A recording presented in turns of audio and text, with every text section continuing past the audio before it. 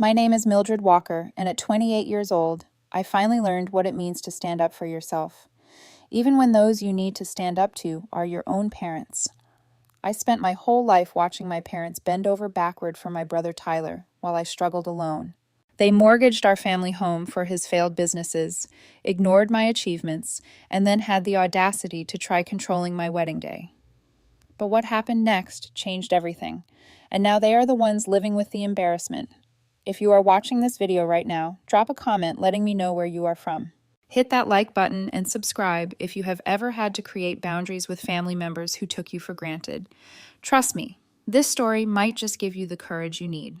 Growing up in Oakwood Heights, a middle-class suburb just outside of Chicago, I had what most would consider a normal childhood on the surface. Our house was a modest 2-story colonial with a big backyard where neighborhood kids would gather to play kickball in the summers. Dad worked as an insurance adjuster, and Mom taught 3rd grade at the local elementary school. But beneath that ordinary exterior, there was a dynamic that shaped my entire life. The first time I noticed something was different was on my 7th birthday. I had been begging for a specialized art set that cost $50. My parents said it was too expensive, but promised a small party with cake instead. Just 2 weeks later, Tyler, who was 10 at the time, mentioned wanting to try hockey. Within days, my parents spent $400 on brand new equipment without hesitation. I remember sitting at the top of the stairs that night, listening to my mom tell my dad how they would need to tighten the budget that month, but how Tyler had so much potential and they needed to nurture it. As we grew older, the pattern became more obvious. When Tyler joined the baseball team, my parents never missed a game. They would rearrange their work schedules, cancel plans, and drive hours for tournaments. Meanwhile, when I won the regional science fair in 8th grade, neither of them attended the ceremony. Mom had to grade papers, and Dad was at Tyler's baseball practice. I received a quick congratulations when I got home. Before the conversation immediately shifted to Tyler's upcoming game, my grandmother Eleanor was the only one who saw me. On weekends, when I would stay at her small apartment in the city, she would look through my sketchbooks filled with building designs and tell me, "Mildred, one day you will build something magnificent, and the whole world will see what I see in you." Those weekends with Grandma Eleanor became my sanctuary, the one place where my achievements were celebrated rather than overlooked. By the time I entered high school, I had developed a sense of self-reliance that most teenagers lack. While other kids my age were asking their parents for help with homework or advice on social situations, I had learned to solve my problems on my own. I threw myself into academics and art, staying late after school to use the computers in the library since we only had one at home, which Tyler usually monopolized for gaming. Tyler continued to grow more entitled with each passing year. When he got a C in algebra, my parents hired a private tutor. When I struggled with chemistry, my mom suggested I just try harder. When Tyler wanted a car for his 16th birthday, my parents bought him a used Ford, even though it strained their finances. When my 16th birthday came around, I received a card with $20 inside and a reminder that I should be saving for college. My best friend Megan was the first person outside the family to notice the disparity. After spending a weekend at our house during sophomore year, she pulled me aside and asked, "Does it bother you that your parents treat Tyler so differently?" Until that moment, I had never voiced my feelings about it to anyone except my grandmother. Having someone else validate what I was experiencing made it both more real and more painful. I will never forget the night of my high school graduation. I had been named valedictorian, maintaining a perfect 4.00 GPA while working weekends at the local bookstore. As I stood at the podium delivering my speech, I scanned the audience for my parents. They were there, but my mother was helping Tyler fix his tie, and my father was checking his phone, neither of them actually watching, as I spoke about perseverance and following dreams. That same night, I overheard my father telling a family friend how Tyler had been accepted to Northwestern University with a partial athletic scholarship and how proud they were. My acceptance to Cornell with a partial academic scholarship had warranted only a brief mention when the letter arrived. My grandmother had been the one to take me out to celebrate, framing my acceptance letter, which now hung in her apartment rather than our family home. I remember lying in bed that night, staring at the ceiling of my childhood bedroom, surrounded by trophies and certificates that meant nothing to the people who should have cared the most. It was then that I made a promise to myself that I would build a life where I was valued, even if it meant creating that life entirely on my own. As graduation summer passed, my parents threw themselves into preparing for Tyler to leave for college. New laptop, dorm supplies, clothes, shopping trips. Meanwhile, I picked up extra shifts at the bookstore, saving every penny and researching student loans. When Megan asked if I was excited about Cornell, I remember telling her, "I am excited to finally be somewhere where the only person determining my worth will be me." My college years at Cornell were defined by constant hustle and exhaustion. While most of my peers were enjoying the full college experience, I was juggling 3 part-time jobs alongside a full course load in architecture. I worked at the campus coffee shop in the mornings, the library in the afternoons, and did remote data entry work on weekends. Every hour not spent in class or working was dedicated to my studio projects. The contrast between Tyler's college experience and mine could not have been more stark. My parents had contributed $80,000 toward his education at Northwestern, covering what his partial scholarship did not. For me, they offered a one-time gift of $1,000 my freshman year, saying that since I had chosen such an expensive school, I would need to figure out the rest myself. When winter break came that first year, I stayed in my dorm room rather than going home. I could not afford the plane ticket, and the thought of watching my parents fawn over Tyler, who would undoubtedly be treated like a returning hero, was too much to bear.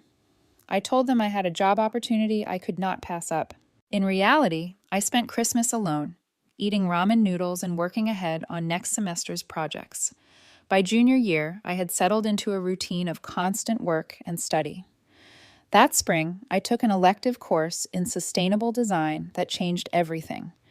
Not just because of the subject matter, which I fell in love with, but because that is where I met Alex. He sat next to me on the first day and we were paired for a semester-long project. From our very first conversation, something felt different with him. He listened when I spoke, actually listened in a way I had never experienced from anyone except my grandmother. Alex came from a warm, supportive family that was everything mine was not. The first time he invited me to dinner at his parents' apartment in the city, I felt almost uncomfortable with how interested they were in my studies and my goals. His mother, Susan, asked detailed questions about my design projects. His father, Richard, wanted to know about my interest in sustainable architecture. They engaged with me as a person of value, something I had craved my entire life. That same semester, I entered a prestigious design competition and won first place. The department chair personally congratulated me, and my work was featured in an architecture journal. I called my parents to share the news only to have my mother cut the conversation short because they were headed to watch Tyler play in an intramural game. When I hung up the phone, Alex found me crying in the studio. It was the first time I had ever let anyone see how deeply my parents' indifference affected me. "They will never see me," I told him that night, "no matter what I achieve." "Then they are missing out on knowing an incredible person," he replied, wiping away my tears. "And that is their loss, not yours." Shortly after, we learned that Tyler had dropped out of Northwestern after my parents had spent $80,000 on his education. Rather than expressing disappointment, my parents immediately supported his decision. He had a brilliant business idea for a sports training app, and they were helping him get started. Meanwhile, I was eating 1 meal a day to save money for textbooks. I graduated from Cornell with honors in architecture. My grandmother, Alex, and his parents attended the ceremony, cheering loudly when my name was called.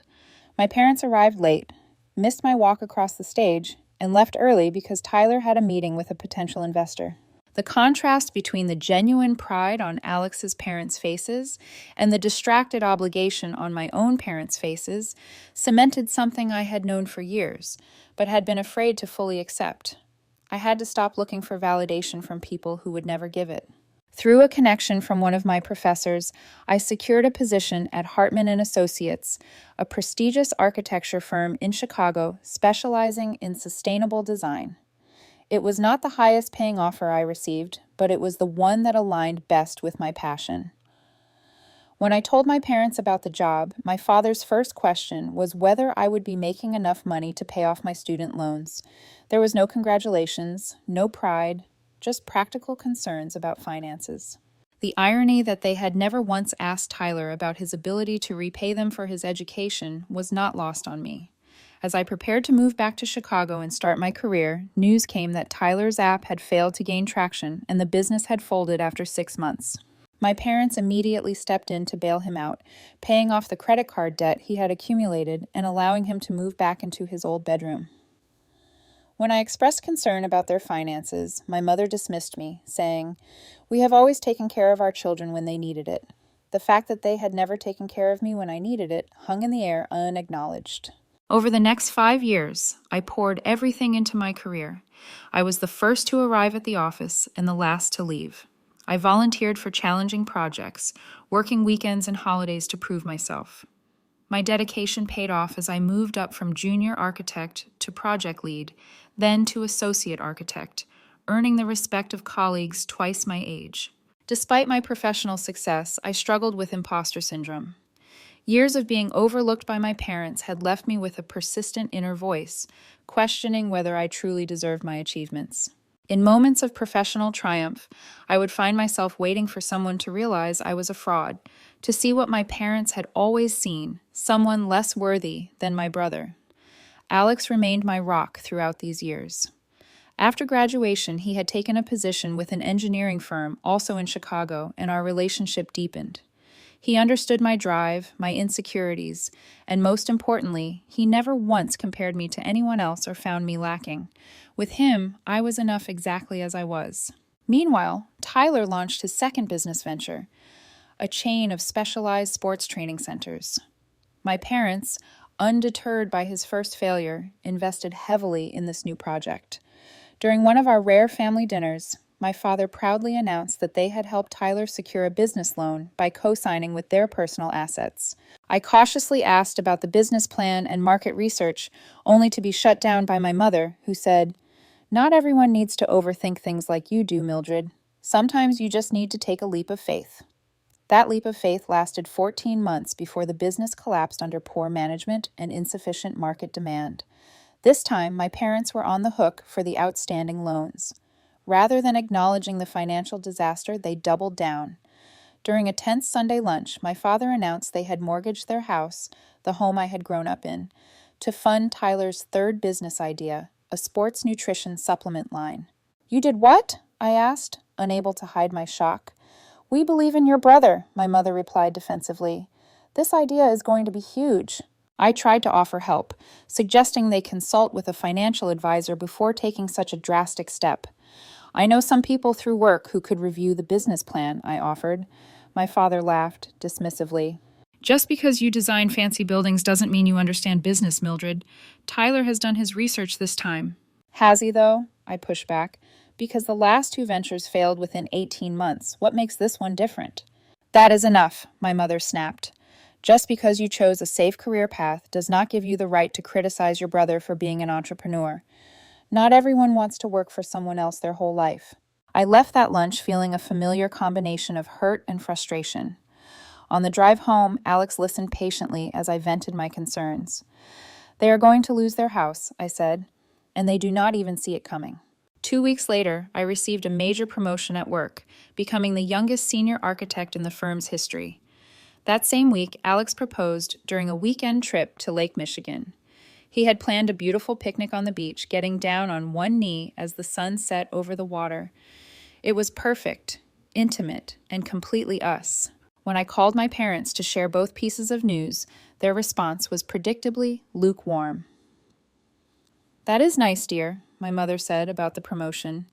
Regarding the engagement, she asked practical questions about the ring and whether we had set a date, but there was none of the excitement I had hoped for, even for this milestone. In stark contrast, when Tyler brought his new girlfriend, Heather, to a family dinner the following month, my parents were effusive. They asked her detailed questions about her life and career, showing more interest in her during one dinner than they had shown in Alex over 3 years. When Tyler mentioned he and Heather were thinking about moving in together after dating for 4 months, my mother squealed with delight, immediately offering to help them find an apartment. Later that night, Alex found me crying in our bedroom. "I do not understand," I sobbed. "I have done everything right. I worked my way through college. I built a successful career. I found someone who loves me, and none of it matters to them. Tyler drops out of college, fails at 2 businesses, risks their retirement, and they still act like he hung the moon. It was a painful realization that no achievement of mine would ever be enough to earn the approval I had spent my life seeking. With Alex's encouragement, I began seeing a therapist to process my family trauma and prepare for our marriage without the weight of these unresolved feelings. Alex and I decided on a year-long engagement, setting our wedding date for the following June. We chose a beautiful botanical garden venue in Chicago, a place that combined my love of architecture with natural elements. As two working professionals with good salaries and no debt, we were fortunate to be able to plan and pay for the entire wedding ourselves. Initially, my mother showed little interest in the wedding planning. When I invited her to come dress shopping, she had a scheduling conflict with one of Tyler's product launch meetings. When I asked for her input on invitations, she responded with a cursory, "Whatever you like is fine, dear." I had expected this detachment and had made peace with planning most of the wedding with Alex's mother, Susan, who was thrilled to be involved. Everything changed about 4 months before the wedding. Suddenly, my mother began calling daily with opinions about details she had previously shown no interest in. She criticized our choice of venue, saying it was too unconventional, and suggested we switch to her friend's country club instead, despite the fact that we had already paid a non-refundable deposit. "The garden is nice, Mildred, but it is not very traditional," she said during one particularly frustrating call. "And what if it rains? Have you thought about that? The country club has a beautiful indoor space." "Yes, Mom, we have a rain contingency plan," I explained for the third time. "The garden has a glass conservatory that is absolutely stunning. We have already worked everything out with the coordinator." Next came the complaints about my dress, which she had not bothered to see until I showed her photos after purchasing it. "It is so simple," she said with disappointment. "I always pictured you in something more elaborate with a long train and lots of beading." "This is the dress I love," I replied firmly. "It suits me in the venue perfectly." The strange part was that her sudden interest coincided with concerning news about Tyler's business. The supplement line was struggling to get distribution deals, and initial sales were far below projections. During a brief visit to their house to drop off save-the-date cards, I noticed past due bills on the counter and overheard my father on the phone with their bank discussing loan payments. As the wedding date approached, my parents' attempts to control the event intensified. My mother sent me a list of 20 additional guests she wanted to invite, most of whom were business associates of my father's that I had never met. When I gently explained that we had already finalized our guest list and budget, she became indignant. "These are important connections for your father," she insisted, "and they could be potential investors for Tyler's business. It would be selfish not to include them." "This is our wedding, Mom," I reminded her, "not a networking event for Tyler." The tension came to a head 6 weeks before the wedding, when my mother showed up unannounced at our apartment with a completely different set of floral arrangements than what we had selected. "I took the liberty of changing the order," she announced proudly. "The florist is a friend of mine, and she agreed these arrangements would be much more appropriate. The ones you chose were so plain." I stared at the photos she presented. Elaborate centerpieces with red roses and gold accents that clashed completely with our natural, organic green and white palette. "Mom, we cannot use these," I said as calmly as possible. "They do not match anything else in the wedding. We have already paid for the original arrangements." "Well, I have already paid for these," she countered. "And frankly, Mildred, you should be grateful. Your father and I are under tremendous financial strain right now with helping Tyler through this rough patch. The least you could do is appreciate when we try to contribute." That was when I lost my composure. "Contribute? You have not contributed anything except criticism and complications. You ignored this wedding until suddenly deciding to take over. Where was this involvement when I was calling you for months asking for your input?" "Do not be dramatic," my mother said dismissively. "I am just trying to help make your wedding day special, by making it completely different from what Alex and I want," I retorted. "This is our day, not yours." The argument escalated until my father called, demanding to speak with me. "Your mother is in tears," he said accusingly. "After everything we have done for you, this is how you treat us. If you continue being this stubborn, we might not even attend the wedding." I was stunned into silence. The irony of his statement, "everything we have done for you," ringing in my ears. After composing myself, I responded, "Dad, I love you both, but this is my wedding. If you cannot respect our choices, then maybe it would be better if you did not attend." The phone call ended with my father hanging up on me. The phone call ended with my father hanging up on me. What followed was 2 weeks of strained silence, broken only by passive-aggressive texts from my mother about how family should come first and how disappointed she was in my attitude. During this time, Alex's parents were incredible, stepping in to help with final arrangements and providing emotional support. His mother, Susan, held me while I cried, after particularly difficult exchanges with my family. "You deserve better than this," she whispered, "and you are allowed to set boundaries even with your parents."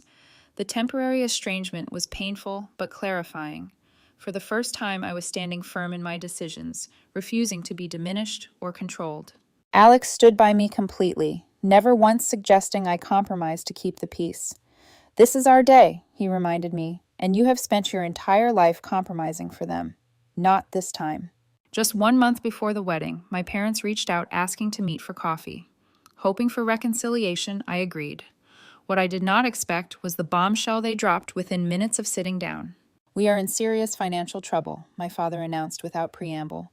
"Tyler's business it has not worked out as planned. We are at risk of losing the house." I felt a complex mix of emotions, vindication that my concerns had been valid alongside genuine worry for my parents. "I am sorry to hear that," I said carefully. "What happened?" "The market just was not ready for his product," my mother explained defensively. "These things happen in business. The point is, we are going to need to make some changes, and we were hoping you would understand." What followed was a stunning request. They wanted me to downsize my wedding and use the money we would save to help them with their mortgage payments. They had already lost $50,000 on Tyler's failed business and were 3 months behind on their home loan. "We would not ask if we were not desperate," my father added, "but family helps family in times of need." I sat there, coffee growing cold, trying to process the audacity of their request. "Let me get this straight," I finally said. "You mortgaged your house for Tyler's business without consulting a financial advisor, despite my warnings. Now that it has failed, as I predicted, you want me to sacrifice the wedding Alex and I have saved for, planned for over a year, and are paying for entirely ourselves to bail you out." "There is no need to be cruel about it," my mother sniffed. "Tyler took a risk that didn't pan out. It happens to many entrepreneurs." "This is his third failed business," I pointed out, "and each time you have sacrificed your financial security to prop him up." I offered to help review his business plan. I offered to connect you with financial advisors. You dismissed me every time. "So you are saying no?" my father asked incredulously. "I am saying no," I confirmed. "Alex and I are not changing our wedding plans. We have contracts signed, deposits paid, and guests coming from across the country. I am happy to help you find financial counseling resources, but I will not cancel or downsize our wedding." My parents left shortly after, both visibly angry. That evening, I began receiving texts from extended family members asking why I was being so selfish and abandoning my parents in their time of need. It became clear that my parents had shared a very one-sided version of events with the family. To make matters worse, I discovered through my cousin Rachel that my mother was planning to wear a cream-colored dress to the wedding, despite knowing that it was inappropriate to wear anything resembling white to someone else's wedding. When I called to discuss it, she became defensive. "It is not white, it is cream," she insisted, "and it is the only formal dress I have that fits me right now, unless you expect me to spend money on a new dress when we are about to lose our house." The emotional manipulation was blatant, but I held firm. "Please find something else to wear, Mom. Any color other than white or cream would be fine." 2 weeks before the wedding, my parents showed up, unannounced, at our final venue meeting. The garden coordinator had just finished confirming our ceremony layout when my mother interrupted. "Actually, we were thinking the ceremony would work better on the east lawn rather than the rose garden," she announced, as if she had been part of the planning all along. "And we will need to add a table at the front for some special family friends." The coordinator looked at me in confusion. I took a deep breath before responding. "Mom, Dad, we did not invite you to this meeting. The plans are finalized. There will be no changes." "We are still your parents," my father said sternly. "You do not speak to us that way." What followed was a tense confrontation in front of our very uncomfortable venue coordinator. It ended with my parents storming out, my father calling me an ungrateful daughter as they left. I broke down in tears as soon as they were gone, the weight of years of emotional neglect crashing down at once. That evening, Alex found me crying in our bedroom, wondering if we should just elope and avoid the drama entirely. He sat beside me, taking my hands in his. This is exactly why we need to have this wedding exactly as we planned it, he said firmly. Your entire life, they have made you feel small and unimportant. This day is about celebrating us and our love, surrounded by people who genuinely support us. We are not letting them take that away. Later that week, Tyler showed up at our apartment unannounced. He looked tired and stressed, none of the usual bravado he typically displayed. Mom and Dad sent you to talk to me, I guessed, as I reluctantly let him in. They do not know I am here, he replied, surprising me. Look, Mildred, things are bad at home, really bad. Dad is talking about bankruptcy, and Mom cries all the time. I am sorry to hear that, I said sincerely, but I am not canceling my wedding to bail them out. Tyler, that is not a reasonable expectation. He ran his hands through his hair in frustration. Why do you always have to be so difficult? Throughout our entire lives, you have been the problem child, always wanting things your way, never considering the family. His words stunned me into momentary silence before anger took over. Are you serious right now? I am the problem child? I worked my way through college while they paid for yours. I built my career from nothing while they funded business after business for you. I have never asked them for anything, Tyler, not a single thing. That is not true, he argued. You were always competing for attention, always trying to show me up with your grades and awards. I was trying to be seen, I exploded, just once. I wanted them to be as proud of me as they always were of you. Do you have any idea what it feels like to achieve something significant and have the people who should care the most barely acknowledge it? To watch them move mountains for your brother while you struggle alone? Tyler looked genuinely confused. They gave you everything I had. No, Tyler, they gave me nothing and you still had everything. That is the difference. And now that their blind support of you has finally caught up with them financially, they expect me to sacrifice too. I will not do it. Not this time. He left shortly after our first honest conversation in years, leaving us both shaken as the door closed behind him. I felt a strange sense of relief. Finally, I had said the things I had been holding inside for decades. Whether he understood or not was beyond my control, but I had spoken my truth. My wedding day dawned clear and beautiful, the June sunshine filtering through the trees of the botanical garden exactly as I had envisioned. I spent the morning getting ready with my bridesmaids, including my best friend Megan and Alex's sister Emma, in a sunlit room overlooking the gardens. Despite the tension of the preceding weeks, I felt surprisingly calm. Are you nervous about seeing your parents? Megan asked as she helped me into my dress, a sleek modern gown with subtle architectural details that perfectly reflected my aesthetic. I am prepared for whatever happens, I replied honestly. Today is about Alex and me, not about family drama. Susan, my soon-to-be mother-in-law, came in to see me before the ceremony. She took my hands in hers and looked at me with tears in her eyes. You look absolutely beautiful, she said. I want you to know how proud we are to have you joining our family. Her sincere words brought tears to my eyes. This was what parental love was supposed to feel like, unconditional and supportive. I hugged her tightly, grateful beyond words for her presence in my life. My parents arrived 20 minutes before the ceremony was scheduled to begin, cutting it so close that I had begun to wonder if they would come at all. My mother had complied with my request not to wear cream, but had chosen a remarkably formal gown that seemed designed to draw attention. My father looked uncomfortable in his suit, his expression tense. Our greeting was awkward, my mother offering a stiff hug while my father barely made eye contact. The garden looks nice, my mother admitted reluctantly, though I still think the country club would have been more practical. I chose not to engage with the criticism. Thank you both for coming, I said simply. The ceremony will be starting soon. As I turned to leave, my mother grabbed my arm. I noticed the seating chart has us in the third row, she said accusingly. The front row is for people who have supported us throughout our relationship, I explained calmly. Alex's parents are there, along with my grandmother and my mentor from the firm. We are your parents, my father interjected angrily. Yes, you are, and you are seated in the third row, I replied firmly, before walking away to take my position for the ceremony. Despite the tense start, the ceremony itself was perfect. Walking down the aisle toward Alex, seeing his face light up as he watched me approach, I felt a profound sense of rightness. This man had seen me at my most vulnerable and loved me unconditionally. As we exchanged our vows beneath the garden's ancient oak tree, surrounded by blooming flowers and dappled sunlight, nothing else mattered. The reception began beautifully in the glass conservatory, transformed with twinkling lights and the simple, elegant green and white decor we had chosen.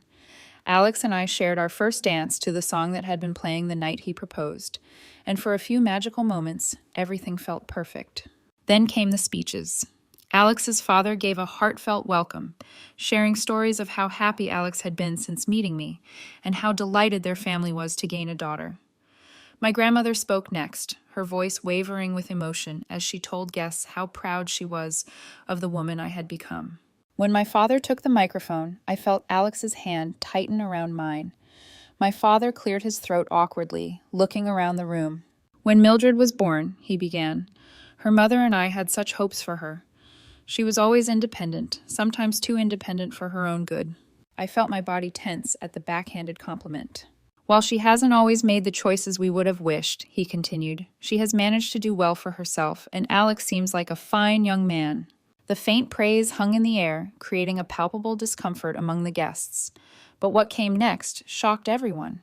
Now, on a more serious note, my father said, his voice dropping conspiratorially, our family is going through a difficult time financially. My son Tyler, Mildred's brother, took a brave entrepreneurial risk that unfortunately didn't succeed. As a result, my wife and I are in danger of losing our home. Audible gasps came from several guests. Alex's parents exchanged alarmed glances.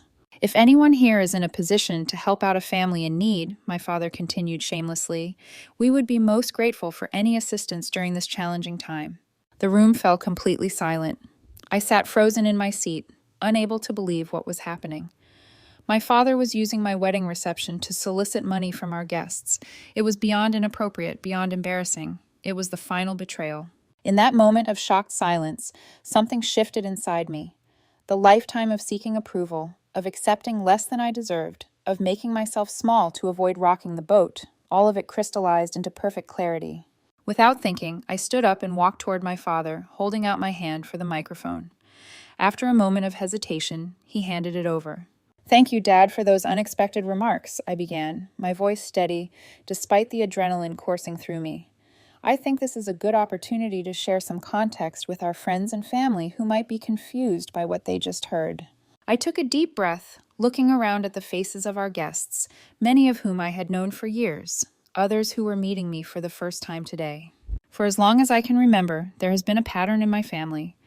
My brother Tyler has received unwavering support financially and emotionally while I was expected to make my own way. I worked 3 jobs to put myself through college while my parents paid for my brother's education. I built my career without assistance while they funded one failed business venture after another for him.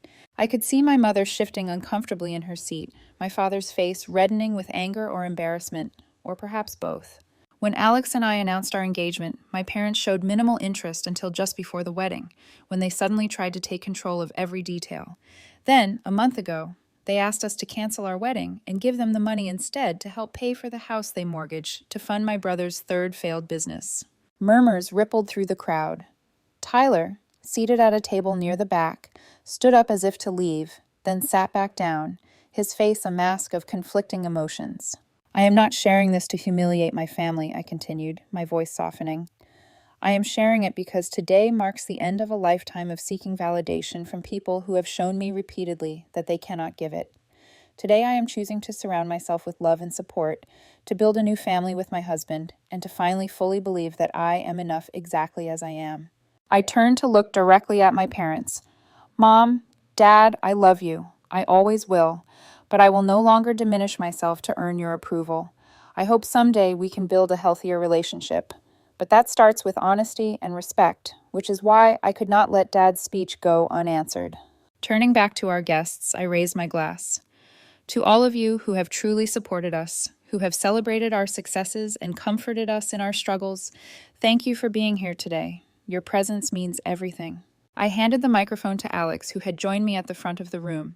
He took it, squeezing my hand in solidarity. What my wife said, he added simply, earning a gentle laugh from the crowd that broke some of the tension. Now, let us get back to celebrating. DJ, music, please. As the music resumed and guests made their way to the dance floor, I watched my parents quietly exit the reception, followed shortly after by Tyler. Their departure should have felt painful, but instead I felt lighter than I had in years, as if I had finally put down a burden I had been carrying my entire life. Alex's mother found me moments later, wrapping me in a tight hug. "I have never been prouder of anyone," she whispered. That took incredible courage. For the remainder of the reception, I was surrounded by genuine love and support. Friends and family members approached throughout the evening to express their admiration for my honesty and strength. Many shared their own stories of family struggles, creating connections I had never expected. As Alex and I danced under the stars in the garden later that night, he pulled me close. "You were magnificent today," he said softly. "How do you feel?" "Free," I replied honestly. For the first time in my life, completely free. The days following our wedding were surprisingly peaceful. Alex and I departed for our honeymoon in Greece, spending 2 blissful weeks exploring ancient ruins and crystal-clear beaches completely disconnected from the family drama back home. It was exactly what we needed, a buffer of time and distance to process everything that had happened and begin our marriage in a positive space. Upon our return to Chicago, I had several voicemails from extended family members, most expressing support after witnessing the wedding reception confrontation. My cousin Rachel called to tell me that my parents had become something of a pariah in their social circle after their behavior at the wedding. Apparently, several guests had overheard my father approaching others for money, even after his speech was cut short, causing tremendous embarrassment. "People are talking," Rachel said, "not just about what happened at the wedding, but about how they have treated you over the years. I think a lot of people had noticed, but never said anything. Now, it is all out in the open." While I took no pleasure in my parents' social discomfort, there was a certain poetic justice to the situation. For once, they were experiencing the embarrassment they had so often caused me. In the weeks that followed, I focused on building my new life with Alex. We settled into a routine in our apartment, discussing future plans and enjoying the simple pleasure of being together without wedding stress hanging over us. I threw myself back into work, taking on an exciting new project, designing a sustainable community center that aligned perfectly with my professional passions. A month after the wedding, I received a text message from Tyler asking if we could meet for coffee. Curious but cautious, I agreed. When I arrived at the cafe, I barely recognized my brother. Gone was the cocky confidence that had always defined him. He looked tired, humbled, and several years older than his actual age. "Thank you for meeting me," he began awkwardly. "I have been doing a lot of thinking since your wedding." "That makes 2 of us," I replied neutrally. "I want to apologize," he said, the words clearly difficult for him. "Not just for the wedding, but for everything. I never saw it before, how differently they treated us. It was so normal to me that I never questioned it." His admission stunned me into silence. Of all the outcomes I had imagined from the wedding confrontation, Tyler's awareness had not been one of them. "After your speech," he continued, "I started remembering things. How they came to all my games but missed your academic competitions. How they paid for my college but not yours. How they funded my businesses but celebrated none of your achievements. I did not see it because it benefited me not to see it." "Why are you telling me this now?" I asked, still wary of his motives. "Because I am trying to be better," he said simply. "I moved out of their house last week, got a regular job at a sporting goods store. Nothing glamorous, but it is honest work. I am not taking another dime from them." We talked for over 2 hours that day, having the first real conversation of our adult lives. Tyler shared that our parents had indeed lost their house, moving into a small apartment and facing the financial consequences of their choices. "They are angry and bitter," he admitted, blaming everyone but themselves for their situation. "They are still furious about your wedding speech. But honestly, Mildred, you said what needed to be said. It is uncomfortable, but it is the truth." Our relationship was far from healed, but that conversation marked the beginning of something new between us. Not the close sibling bond we should have had all along, but a tentative mutual respect that held potential for growth. 2 months later, I received a stiff, formal email from my mother. She and my father wanted to meet to discuss recent events. After consulting with my therapist, I agreed to meet them at a neutral location, a restaurant halfway between our homes. Alex offered to come with me, but I decided this was something I needed to do alone. My parents looked older when I saw them, the stress of their financial situation etched on their faces. My father barely made eye contact as I sat down across from them. "We wanted to clear the air," my mother began, her voice tight. "What you did at your wedding was very hurtful to us." "I spoke the truth," I replied calmly. "After a lifetime of being overlooked and undervalued, I finally stood up for myself." You humiliated us in front of everyone we know, my father countered.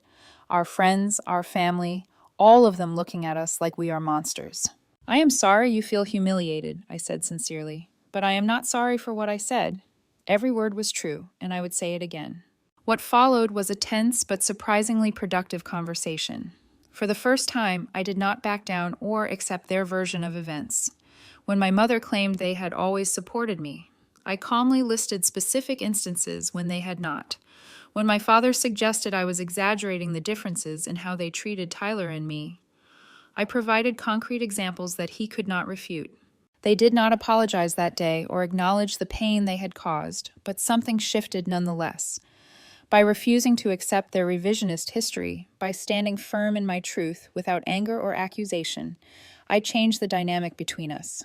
I was no longer the overlooked daughter seeking validation, but a strong, confident woman who knew her worth. As we were preparing to leave, my mother asked hesitantly if they would be allowed to visit our home sometime.